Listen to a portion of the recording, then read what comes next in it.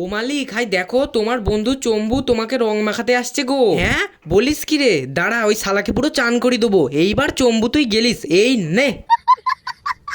ছি, এ প্যাপা, ও তো তোমাকেই রং মাখিয়ে দিল। ওই শালা, তোরা তোদের মালিককে দেখে হাসছিস তাই তো? মালিক তুমি এক কাজ করো, ওই শালার মুখে পচা কাদা ছুঁড়ে মারো। হ্যাঁ ঠিক বলেছিস, ওই শালার মুখে এবার কাদা ছুঁড়ে মারি। এই নে।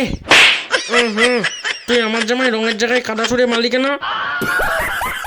মালিক তুমি তো ওই সাদা বেলুনটার ভেতর চুল্লু ভরে দিয়েছিলে, এক কাজ করো ওই চুল্লু বেলুনটা দিয়ে ওর মুখে মারো, তাহলেও সব ভুলে যাবে। ঠিক বলেছিস, দাঁড়া ওকে শালা এবার এই চুল্লু বেলুন মারি।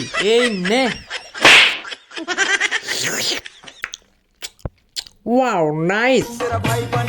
জামি মাল ছাড়া কারণ এইটুকু কে কি নেশা হয়।